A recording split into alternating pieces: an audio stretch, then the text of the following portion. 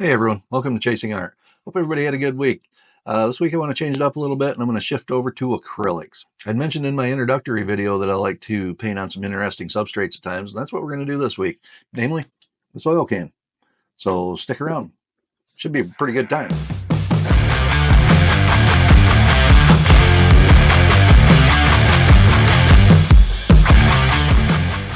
So painting on metal requires a few extra steps, a little bit of prep work, definitely more so than paper. Do you have to do it? Not necessarily. I've painted on metal before and it looks fine to this day. Maybe I'll bring in something and show you what I'm talking about, but it doesn't get used, it doesn't get touched, it just kind of sits on a shelf and looks pretty. I don't have to worry about the paint rubbing off. But if it's something that might get handled a little bit, you want to do a little bit more prep work just to ensure that the paint will stick and adhere to it a lot better than what it would with no prep work. That being said, let's move on and I'll show you my process for that. I started by laying out exactly where I wanted my image to be. That way I knew what size I was working with. I ended up with 4 inches by 2.5 inches. And then once I had the measurements, I was able to transfer them over into my sketchbook, lay out basically just a couple boxes. So I knew that whatever I drew inside those boxes would fit the space that I had allotted myself on the can. And so with that information, I started my drawing. And somehow I lucked out and didn't even need the second box because I was happy with my first attempt.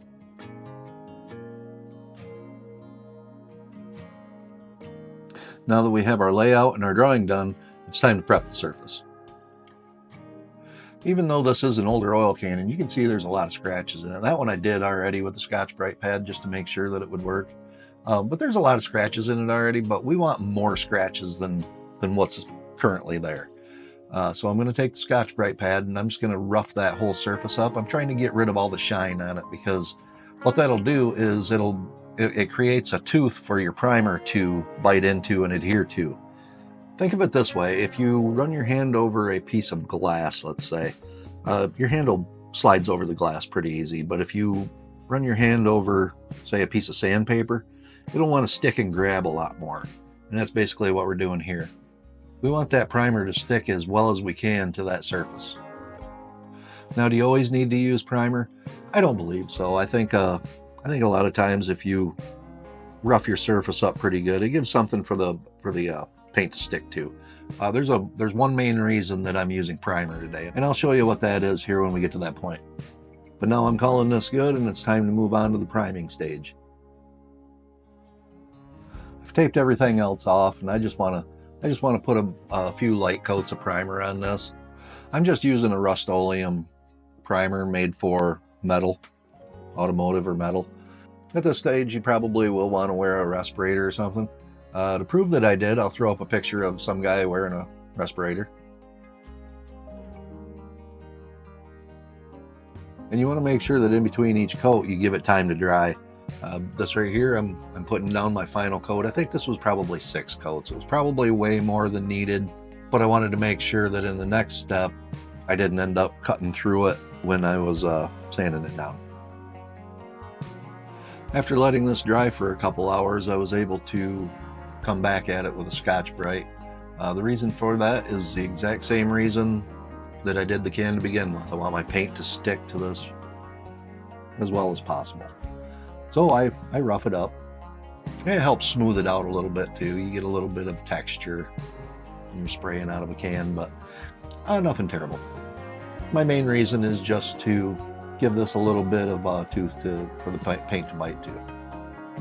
And I think you can see right here, it gave it a more uniform finish. And yeah, I think that'll do good. So now that that's all done and I'm back in the studio, why did I want to use primer today? The reason I wanted to use primer is because of its gray finish. This is going to give me a good surface to transfer my image from my sketchbook onto here. And I'm going to use one of the techniques that we talked about last week. So let me get set up and we'll see how it goes. I've already got my tracing and my transfer paper mounted together. So all I've got to do is put them on at the same time and make sure that my borders are lined up, from one side to the other, and that should be good to move on to the next step.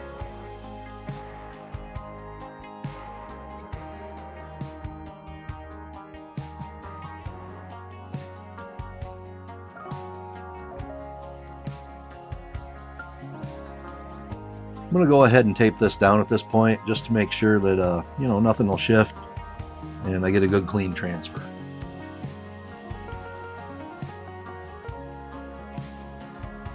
Alright, now with everything secured, I'm going to start doing my transfer.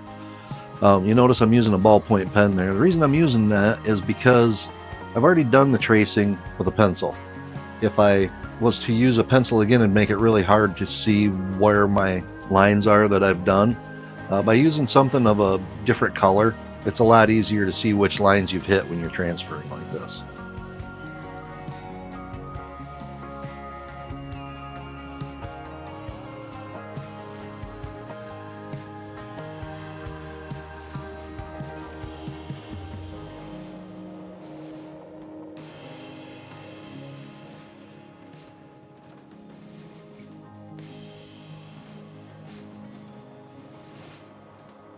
After taking the Saral paper off, I noticed, man, there sure is a lot of extra marks on here that I really didn't need.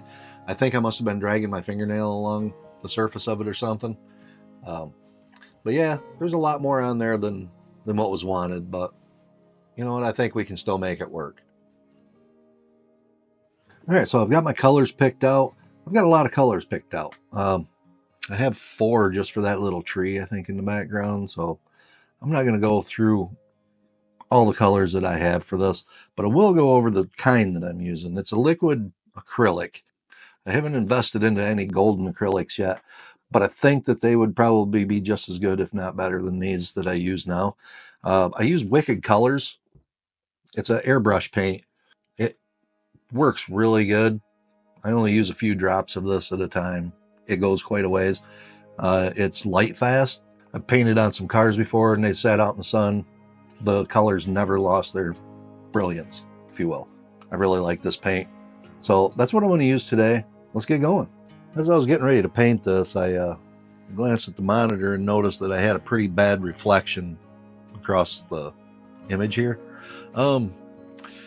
So for lack of wanting something better, I ended up grabbing a bag of coffee beans and putting underneath this as a support. So if you wonder why the coffee beans are there, it's for a reason.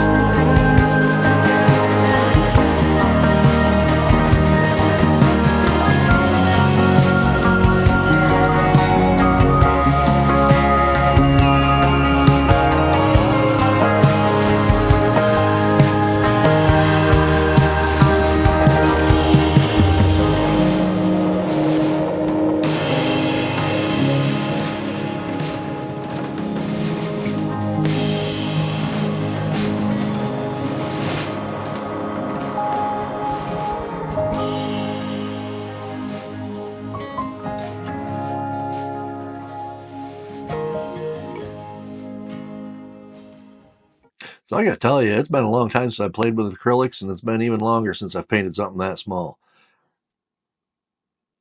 But I would count both as successful with room for improvement. There's probably just a little bit more that I'd like to do with it. Um, Honestly, I don't like the way it looks like it's just a sticker sitting there. I'm kind of thinking pinstriping, but it's not going to be tonight, and it's probably not going to be anytime soon. So let's put that on the back burner for now, and we'll call it good here. So if you like what you've seen, please like and subscribe. All the stuff. Leave a comment, what have you. Uh, until next time, you guys take care.